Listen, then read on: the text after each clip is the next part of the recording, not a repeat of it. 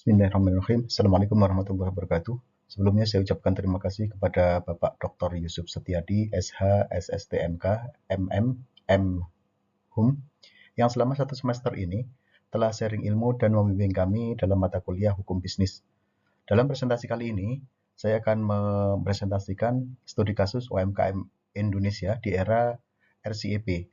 Perkenalkan, nama saya Sumarsono dari kelas MJ 501, nomor induk mahasiswa 230201010088. Latar belakang dan fokus identifikasi masalah. Latar belakang.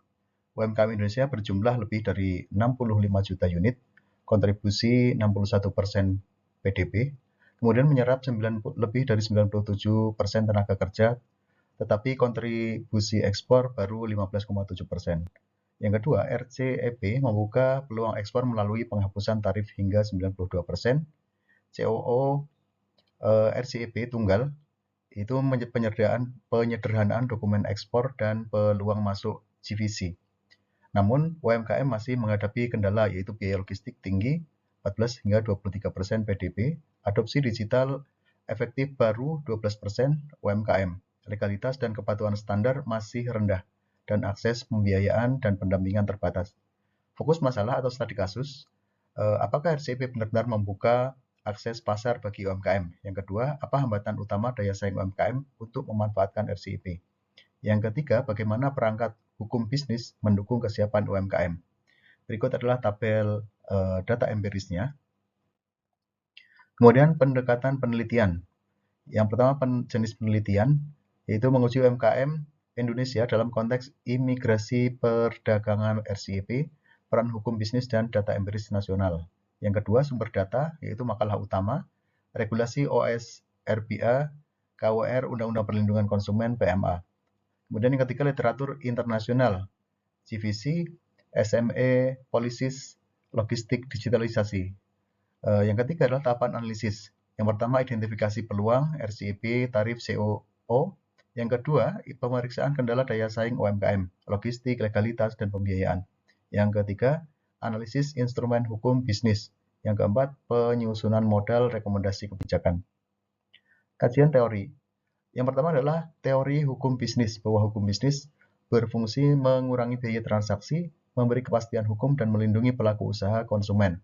Yang kedua, teori GVC, Global Value Chains, bahwa RCEP meningkatkan integrasi rantai nilai melalui kemudahan akses pasar, ke akumulasi regional, dan COO tunggal. Kemudian UMKM dapat masuk melalui backwards linkage atau forward linkage. Kemudian yang ketiga adalah teori ekonomi kerakyatan, bahwa UMKM diposisikan sebagai aktor kunci peningkatan kesejahteraan melalui akses pasar, perlindungan hukum, dan kemitraan. Hasil pengembangan yang pertama adalah peluang akses pasar RCEP. Peluang strategis yaitu penghapusan tarif hingga 92%, harga lebih kompetitif. COO RCEP tunggal, dokumen lebih sederhana, dan biaya ekspor lebih rendah. Yang ketiga, UMKM mendapat peluang untuk masuk GVC regional Asia Timur. Yang keempat, kemitraan PMA UMKM sekitar 3,9 triliun meningkatkan peluang masuk rantai pasok global. Selanjutnya, namun peluang ini hanya dapat dimanfaatkan jika UMKM yang pertama memenuhi standar mutu internasional, yang kedua konsisten dalam volume dan kualitas produksi, yang ketiga mampu mengelola dokumen ekspor.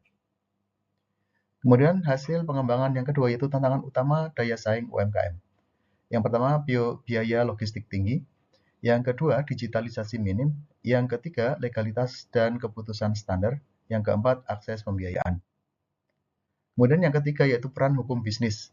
Yang pertama OSS RBA sebagai penurunan entry cost. Yang kedua kontrak dan perikatan internasional. Yang ketiga perlindungan konsumen, dan yang keempat adalah kemitraan PMA UMKM.